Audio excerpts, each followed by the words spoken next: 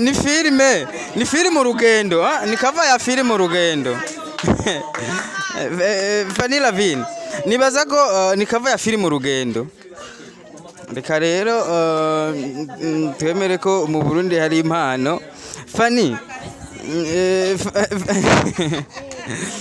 ni cover ya filime urugendo, je niko ndabibona. We mane yayo.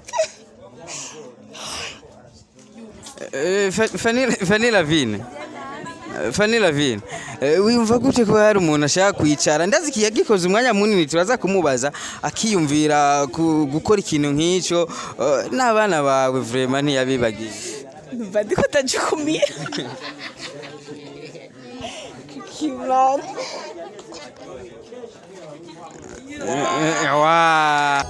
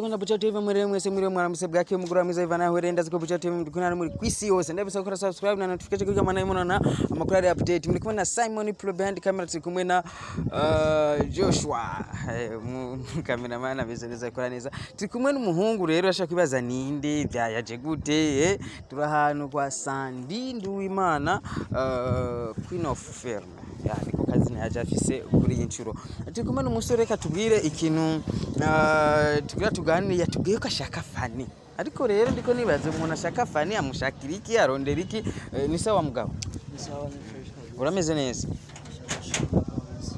Urameze neza Ndashima kabisa ndashima kweli. Akazina kawe witwa gute Bo akazina ni Hervé La Vie artiste la Hervé La Vie Hervé La Vie mwayumvise amazina ni menshi artiste La Vie Javi artiste Javi La Vie Javi La Vie Javi ego La Vie Javi utubwiye ko ushaka Fanny umushakira iki Bon nari numvise ko bagize invitation y'abantu by'abakinnyi ba filime bose bahurire ngaha Fanny rero akaba ari umwe mu bantu sanzwe nkunda gose kabisa urabona n'umuntu akora ibintu bihambaye by'ukuri Fani umuntu ndereriki bo Fani kabisa rero projet nagomba ko dukorana urabona n'umukinnyi w'amafilme ariko arabyikoramo neza cyane gose muri iyi minsi hari ama projet rero nashaka ko twokorana muri iyi minsi naenda mukeneye gose utubwiye ko uri artiste ajanye akora ari rimwe byinshi kandi aba artiste bakora byinshi ntabwo twosanga ari ikintu kibi naho oya si ikintu kibi sino muronderera ikintu kibi vraiment ari umuntu nanje sanzwe nkunda urumva gusa menya ko nama project ndamuronderera kandi ndaza ari ngaha ushaka kutubwira icyari cyo oya mbo wapi naco ndababwira vraiment cameraman reka tugende je icyo ndagufasha reka tugende ndagufashe ndakwereka ahantu ari sawa aha ni kwa Sandi asanzwe akina amafilme akaba n'umurimbyi wa gospel urabona yuko ibintu biri nk'ivyatanguye bari muri séance photo ibintu bimeze neza cameraman dushe ngaha nibaza ko ari ngaha kuko je nariko ndamubona ngaha ndaza kumubona rindira gato mwamubonye Sandi River vipi fresh Mama Kanumba jambo uko sawa niko poa Mama Kanumba najisije kuwa Burundi najisi furaha sana yani nimefurahi mno Mama Kanumba tumeona mapisha mengi sasa umeanza kazi ya kuigiza filamu hapa Burundi au na ndicho kilichonileta nimekuja kuigiza nikahudhuria na Bujumbura Festival kwa hiyo naona kazi niliyoleta nimeikamilisha nimeona picha mmelala pamoja na Abeli tulikuwa tunapiga filamu tulikuwa tunacheza filamu lakini watu wengi hawajui wameshangaza kwa nini Mama Kanumba amelala pamoja kitanda kimoja na Abeli sasa hapo ndo wakae mkao wa kusubiri coming soon watajua ni kwa nini Mama Kanumba alilala kitanda kimoja na Abeli haya mambo ya filamu kweli ni hatari sana lakini yana fundisho pale kuna message nzito acha tusubiri hiyo kazi isubiri ni nzuri asante sana asante turabandanya turondera Fani Lavine aho Fani Lavine turamubonye gusa ari mu kiganiro ariko Ricky Love jewe umufashe gato duheza aka kantu gato nimbaza nawe uza kubandanya nta kibazo bitera ari kibazo oya nta kibazo gusa turangize mu kanya turanyarusa uyu musore avuze ko ashaka Fani asanze ngaho hanze ndamubwira ati je ngira ndagufashe nawe naho gumizamo nta kibazo ngira ndagufashe ko ndaheza ce mbandanya ati ashaka Fani arakana ashaka kumwereka ari ibintu amukenereye sinzi vyari ivyo reka rero Fani ngo wamubonye namubonye kandi ni uyu nyene ndibaza ego none ndamu uyu nawe ni Sandi na Ruvero urabazi bose ndabazi oya yo so Fani n'uyu wavyumvise Fani n'uyu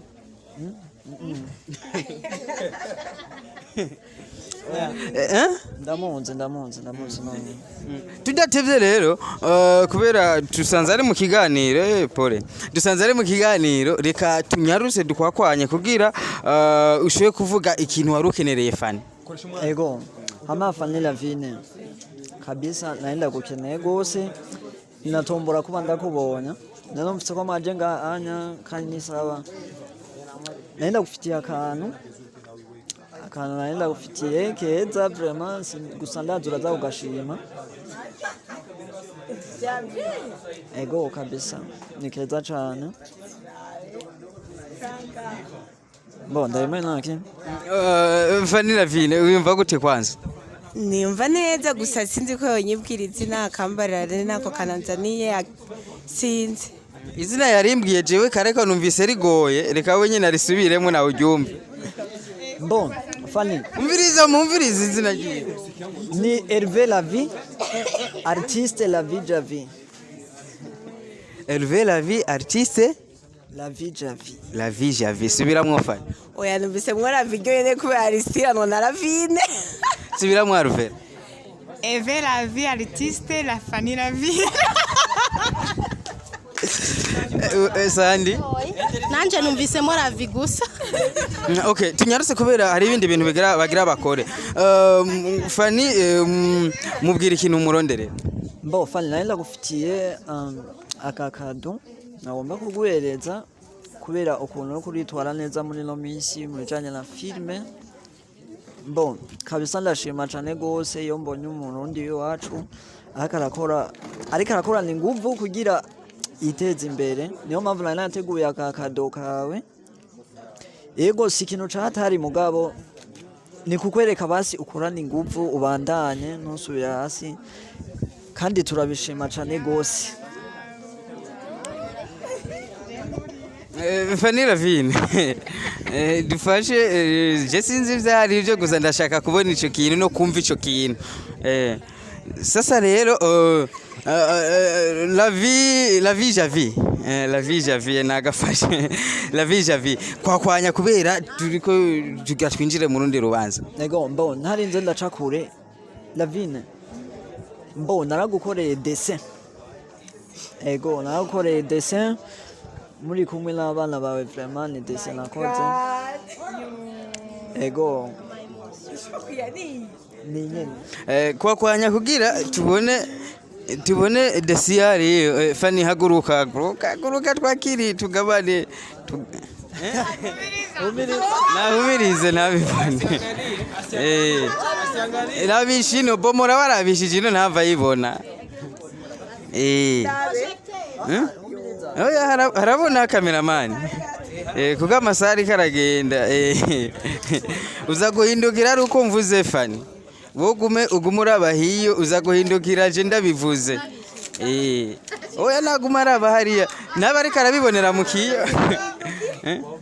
Nabari karabibonera mu kiyo.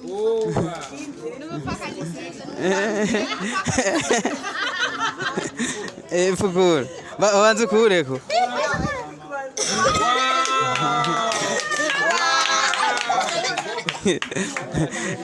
Mwamaze kubibona Fanny Lavine n'abana biwe. Ni filime urugendo, ni cover ya filime urugendo. Fanny Lavine nibaza ko ni cover ya filime urugendo. Reka rero twemere ko mu Burundi hari impano. Fanny ni cover ya filime urugendo je niko ndabibona. We mana yaje.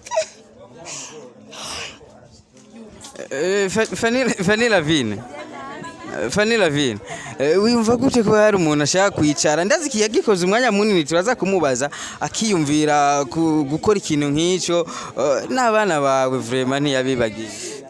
Ndiko tajukumia. Kimana.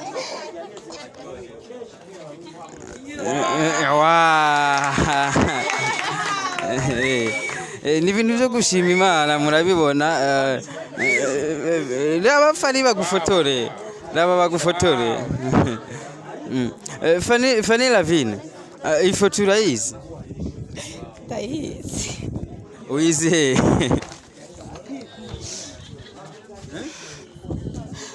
Kimwe gusa mu Burundi hari impano zitandukanye kujya ufise impano ya filme niko n'uyu tubona afise impano yo gucapa.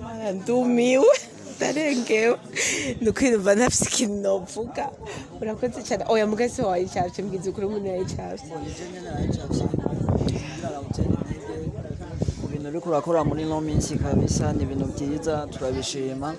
Ubandanye ukora nuko nyene kabisa.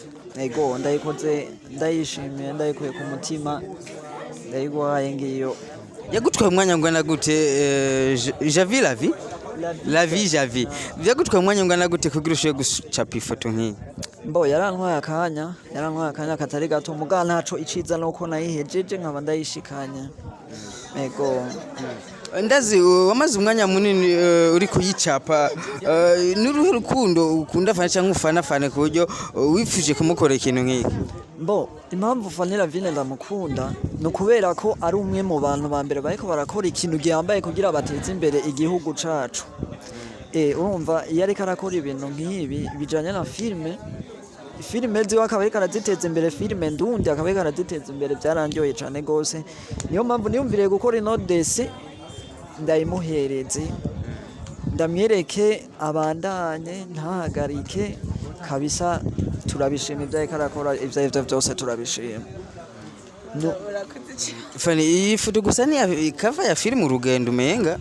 Nayikoresheje kuri film Urugendo, ariko ni siyo yari cover principal, ariko yari mu mafoto nyene nakoresheje mu kubwira. Fani, duhereze kubera amasaha yagiye, akajambo bwira abafans n'abantu bashaka kwiyumvira ko nkuko. Manager no kwindarengewe, numva ndyohewe, hama ndashimira abafanzi bose ababinyereka mu buryo butandukanye. Gusuwe urumva arandenge ko nayerimbuye akanje kandi cyamutwaye umwanya munini. Uri akaci kuri kwiyumvira gushaka ko n'abantu kuko nabo nyene basanze bari mu bintu vya art, ibyo gukina amafilme namutateka ndabashirira amese, nabo nyene baze bakure bakora nk'ivyo mama wabo yakoze. Urakoze cyane Seviki, novuga n'ukuri merci beaucoup, ndagushimiye Imana igumugisha kandi igukomereza impano, nuko uri udasanzwe kubona ndumiwe. Fani, hari ugiye gushigikira uyu mu artiste wacu, na cyane ko ufise nawe ibyo usanzwe ukora canke wogaragaza impano yiwe ku bakeneye nko kubacapira ivyo bintu? Jewe ico ndamwemereye uwo mwanya ikice cyihutubunye namwemerera no kuzomufasha kugira ngo aho nshobora kugeza kuvuga ndamufashe kuvuga kumupromotinga ko akora bino bintu, ko gukora ibintu byiteka ku mwana ngana nk'uko igihugu kirakwiye kumumenya. Sindi cyangwa ngira abandi barakuzi Bo si benshi gose banzi, si benshi ari abatanzi vraiment.